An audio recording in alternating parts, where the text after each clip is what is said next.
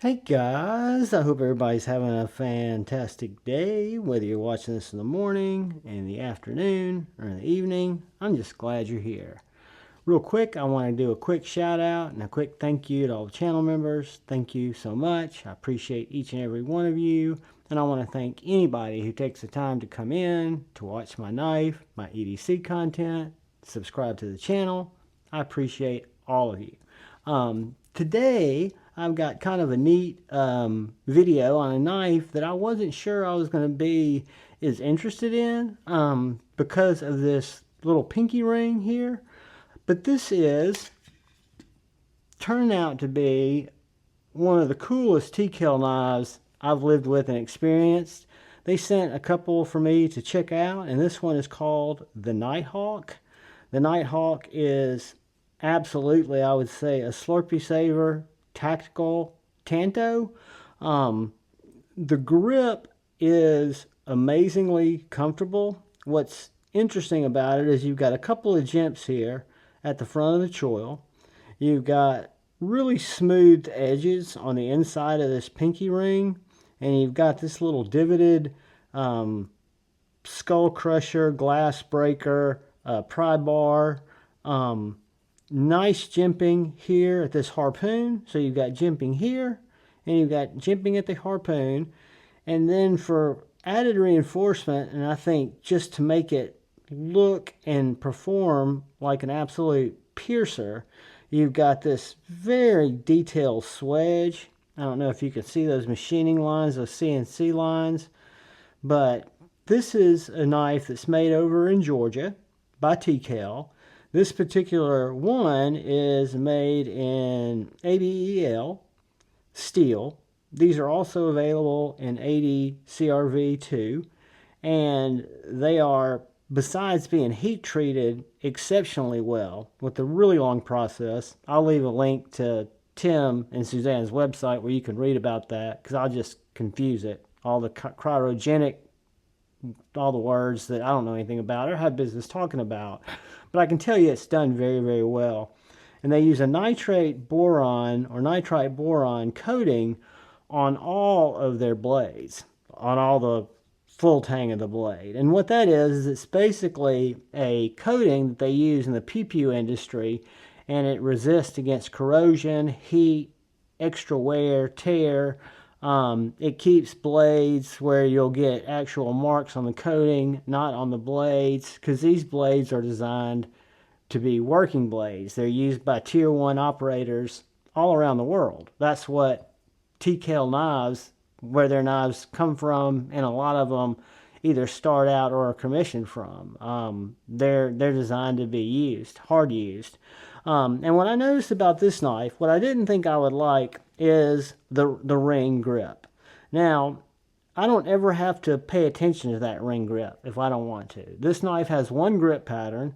It's really set up by that really generous finger choil and that really nice swell in the handle. So it fits my hand. Now I've got smaller, thinner fingers like that if I wanted to. It fits much better if I put my pinky through that ring. And what I notice about it is, regardless of the tactical aspect of it, it gives me a lot more grip of the knife. It just feels the knife's not going to slip out of my hand, right? It's also very, very tactical. So if I want to reverse grip this knife because I'm trying to keep my Slurpee at my side, right? This gives you an absolute sure-handed grip with a thumb rest that, I mean, you could literally jab this into a 2x4 or into a car door, and your hand's not going to slip up on the blade. So for those two aspects alone, A, it's more sure-handed, and B, heaven forbid I need it, it's absolutely a Slurpee saver. The blade is, because of the, I guess, design and the use of the knife, is going to be a thicker grind, right? It's more of a piercer than it is a cutter. However, it's a very good cutter. So I've got a little Nightcore box here.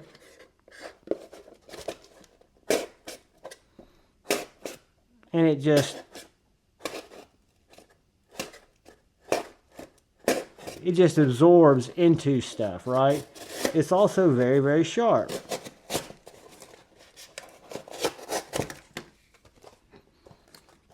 So I look at it as a very, very able cutter. Whoops, if I can get to the cut. Again, would I want to process cardboard with it? No, it's a thicker grind. But it is very, very sharp. Got a sharp front tip. Sharp back flat grind, but most impressively, you've got that just piercy tip. I mean, I'm putting no pressure on that, guys, at all. And it just finds its way into the material.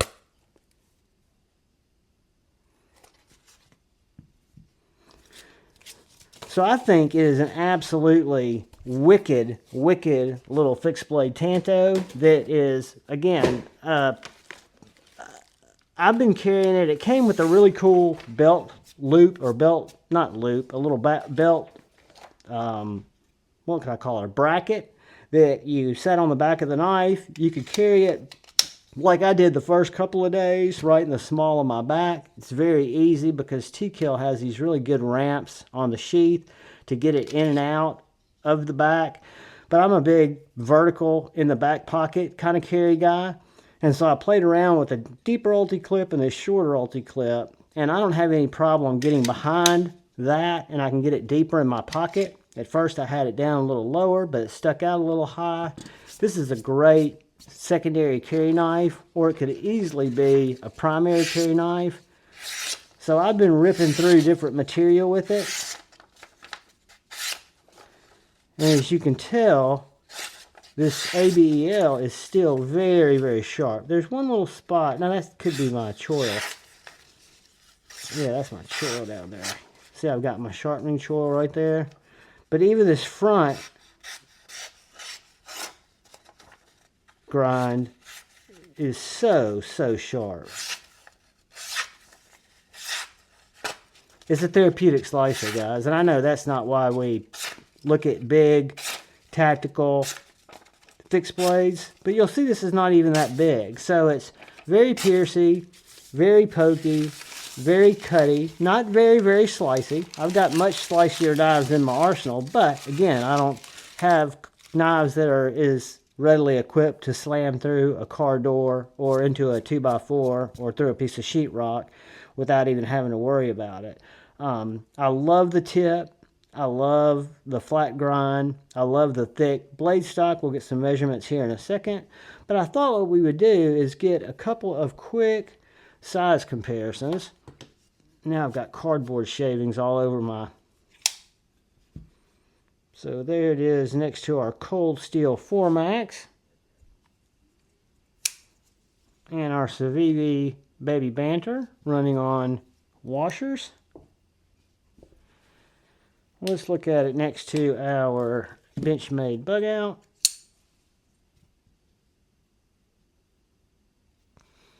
And our Spyderco PM2. So it's going to be between the bug out and the PM2. It's going to be pretty close in there. Let's look at a couple of fixed blades like our Bradford Guardian 3. Now, if I put it up to take the ring out of the equation, that's what you're looking at, right? So keep that in mind when we take the ring out of the equation versus going at the total length. So it's the total length as my SE3. Take the ring out of the equation, it's going to be closer in size to the Guardian 3. Just a thought and an observation, right? That's all I'm capable of really giving you guys, are thoughts and observations, because I'm not a hard use dude. I can tell you, I love it. This is my combatant, my T.Kell combatant, and you'll notice it's right about the same size. If I take the ring out of the equation, put the ring in the equation, which the ring shouldn't be in the equation, because if you look at the grip, all of these are set up with the ring is just a bonus. A bonus that I didn't understand before. Again, the grip works the same for me, but it's so thin and it does not give me any additional stress to my grip, and it just feels fantastic. So that is next to the combatant, and let's look at it next to one more that's out here, and that is the White River small game. So if we take it, it's going to be right around the same size. Again, you can move it back to that finger. Again, that is part of the overall dimension, but it's not part of the way it's actually held. So kind of the same size as the small game there. Let's get our Javon promotional Amazon tape measure. And from the back of the ring, we'll see that it is right at 8 inches. If I measure it from the G10, it's 7 1/8. The blade and all these dimensions, the real dimensions, will be on the site. I'll link my affiliate link in the description, which you can just click on to get information. So this is going to be right over 3 1/2 inches long, between 3 1/2 and 3 3/4. And that is going to make up a, we'll call it 1 1/8 on that front Tanto. And 2 5/8, is that what you call between 2 and, nope, I'm sorry. That's going to be between 2 1/4 and 2 1/2. So under 2 1/2, over 2 1/4. And we'll call this right about 1 inch.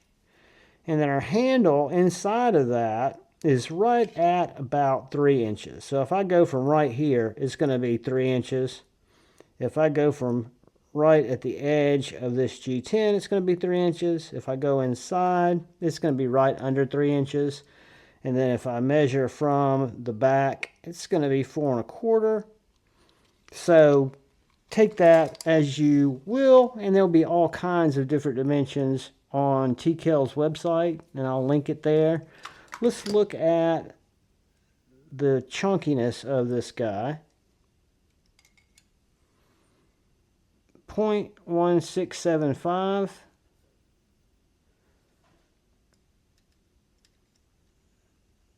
.0345 at the tip. 0.036. I'm getting the top of the bevel. 0.037. So yeah, definitely a thick, more chunky little guy than it's going to be a finesse cutter, right? And I'm guessing the handle is going to come in 0.55, so right over 1/2 inch, which I think is very comfortable. I'm going to guess it's just about that same on the height. Super comfortable little knife. Very tactical, so to speak. I think it's going to do a great job for what I need it to do, which is carry it around, stick it into boxes, and jam it into trees and stumps and stuff like that. But this is the T.Kell Nighthawk. It is a banger. They come in 2 different variations. These were in stock, but they're now sold out, but they will be back in stock. So just check it out. They've got several different blades that are in stock right now or getting ready to be released. So take a look there. And I can tell you that this is a cool one here. I wouldn't have normally checked out. I appreciate them giving me the opportunity to check it out. And I think it's an absolute winner. This is the T.Kell Nighthawk. Guys, thank you, thank you, thank you. If you're still here for some reason, please, if you're so inclined, hit that subscribe button, that bell notification icon. It'll notify you when I release new videos, and it'll really help me out. I also ask always that you please look out for the guy or gal to your left, that you please look out for the guy or gal to your right. You look out for one another. You go forward with love in your heart. You choose debate, not hate. I love you all. Peace.